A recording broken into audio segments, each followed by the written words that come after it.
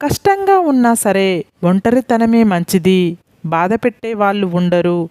మన కోసం ఒకరు బాధపడాల్సిన అవసరమూ ఉండదు. నటించడం తెలిసిన వారికి ప్రాణం పోయేంత వరకు ప్రేమించడం రాదు. ప్రేమించడం తెలిసిన వారికి ప్రాణం తీసినా నటించడం రాదు.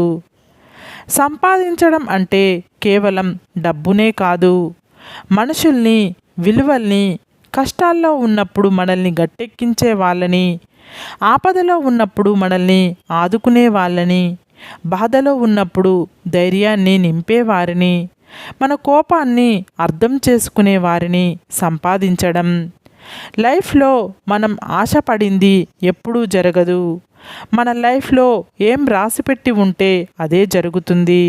నీకు విలువని ఇవ్వని చోట, నీ విలువని గుర్తించని చోట నీ అవసరం ఉండదు. అలాంటప్పుడు అక్కడి నుండి, అలాంటి వాళ్ళ నుండి దూరంగా వెళ్ళిపో. కష్టం విలువ తెలిసిన వారు ఎవరిని కష్టపెట్టరు. ఇష్టం విలువ తెలిసిన వారు ఎవరిని వదిలిపెట్టరు. బంధం ఏదైనా బాధ పంచుకునేలా ఉండాలి, బాధ పెంచేలాగా ఉండకూడదు. అనుభవం అంటే భూమి పుట్టక ముందు పుట్టడం కాదు. ఏదైనా మాట్లాడే ముందు ఎదుటివారి మనసు నొచ్చుకోకుండా ఆలోచించి మాట్లాడే గుణం ఉండటం. ఆ గుణమే లేనప్పుడు ఎంత వయసు ఉన్నా వ్యర్థమే. నోటికి ఇష్టం వచ్చినట్టు మాట్లాడే ముందు ఒకటి గుర్తుపెట్టుకో. మనం మాట్లాడిన మాటలు మనకు గుర్తుండకపోవచ్చు, అవి విన్న వ్యక్తికి ఎప్పటికీ గుర్తుండిపోతాయి. ఒక అబద్ధం చెబితే 10 అబద్ధాలు చెప్పాల్సి వస్తుంది అంటారు. కానీ నిజానికి ఒక అబద్ధం చెబితే 10 సార్లు తలదించుకోవాల్సి వస్తుంది. అర్థం చేసుకునే మనసు, క్షమించే గుణం, చెయ్యి అందించే స్నేహం, ఓదార్చే హృదయం, ఇవే మన జీవితానికి నిజమైన ఆస్తులు. మన జీవితం కురుక్షేత్రమే అయినా మంచి చెప్పడానికి ఇక్కడ శ్రీకృష్ణుడు లేడు. మనలో పాండవులు అసలే లేరు. వందల కొద్దీ కౌరవుల మందలే ఇక్కడ. ఒక మనసు నిన్ను నమ్మినప్పుడు ఆ నమ్మకాన్ని నిలబెట్టాలని నీ మనసుకు చెప్పు. ఎంత డబ్బున్నా ఆ డబ్బుతో కూడా కొనలేనివి ఎన్నో ఉన్నాయని గమనించాలి. 3 వేళ్లతో దానం చేస్తే 5 వేళ్లతో తినగలం. 10 వేళ్లతో సహాయం చెయ్యగలిగితే 10,000 సంపాదించగలవు. మనిషిని బతికించేది నోటితో పీల్చే శ్వాస. అదే మంచి మనిషిగా బతికించేది మాత్రం నోటి నుంచి వచ్చే మాట. నీకోసం ఏడ్చేవారు ఉంటే నీ అదృష్టంగా భావించు. నిన్ను చూసి ఏడ్చేవారుంటే వారిలో లేని గొప్పతనం నీలో ఉందని సంతోషించు. చేతితో గంధంను అరగదీసినంత మాత్రాన చెయ్యి గంధంలా పవిత్రమైపోదు కదా. అలాగే మంచివారితో స్నేహం చేసినంత మాత్రాన చెడ్డవాడు మంచివాడు అవ్వడు కదా. మౌనంగా ఉండడం అంటే మనం ఇంకో మార్గం ద్వారా మన వాదనను కొనసాగించడం. మన మాటే మన సంబంధాలకు మూలం. ఆ సంపదలే మానవ సంబంధాలకు మూలం.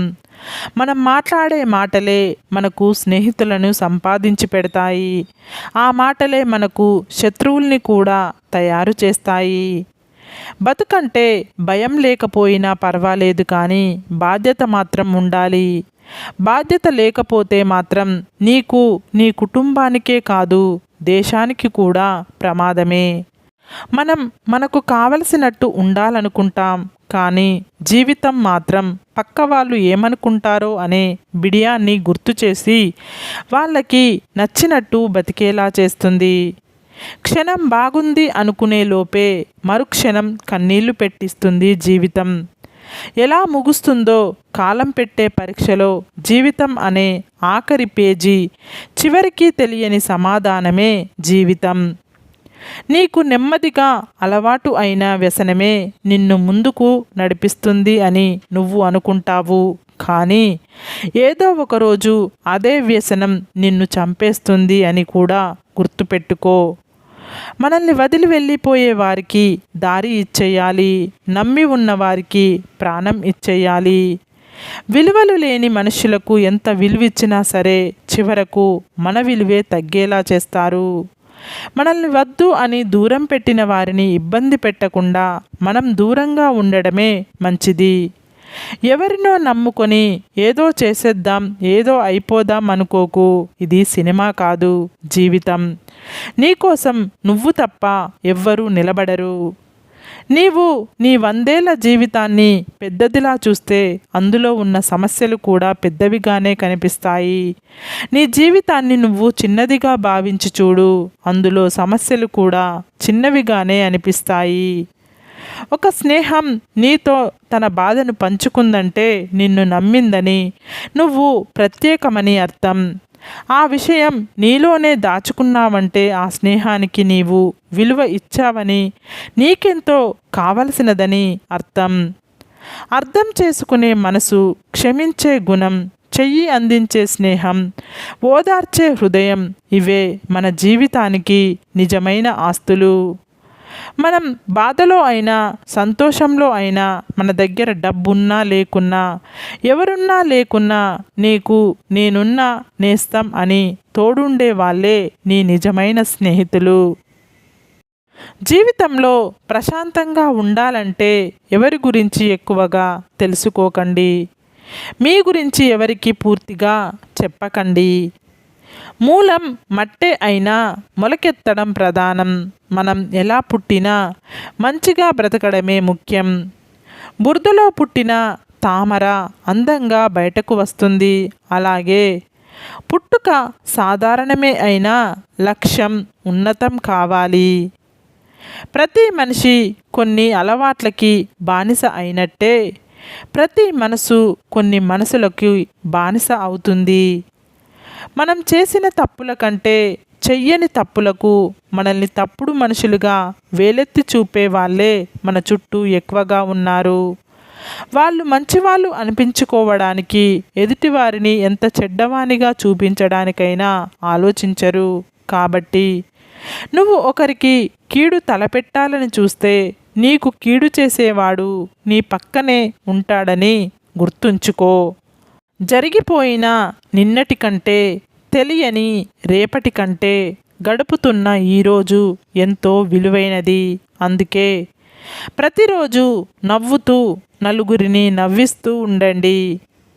ఎప్పుడైతే మన అవసరం తీరిపోతుందో మనతో మాట్లాడే విధానం కూడా మారిపోతుంది. అన్వేషించేది మనిషి, ఆకర్షించేది మనసు. అందనిది ఆకాశం, ఆగనిది కాలం, అంతరించేది జీవితం. అనునిత్యం మన తోడుండేది మనం చేసిన మంచితనం. ఒకరిని మోసం చెయ్యగలిగానని సంబరపడి గర్వించకు. నీ మీద ఉంచిన నమ్మకాన్ని, గౌరవాన్ని కోల్పోయావని త్వరలో తెలుస్తుంది. మోసగిస్తూ బతికే బతుకు ఎంతో కాలం నిలవదు. ఏ రాత రాసిన కాగితం తనలో దాచుకుంటుంది, కానీ కొన్ని రాతలు మాత్రమే కాగితాన్ని దాచుకునేలా చేస్తాయి. అలాగే కొన్ని పరిచయాలు అంతే. మనం బతికినంత కాలం ఏం బతుకు వీడిది అనిపించుకునే కంటే, మనం పోయాక కూడా ఏం బతికాడురా అని నలుగురు అనుకునేలా బతకాలి.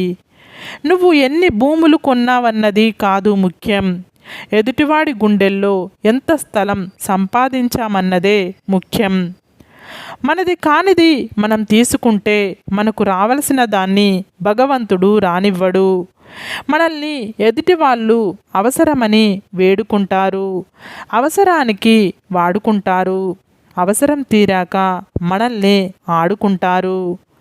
మన జీవితంలో ఏది సాధించలేదని చింతించవద్దు, ఏదో సాధించామని గర్వించవద్దు.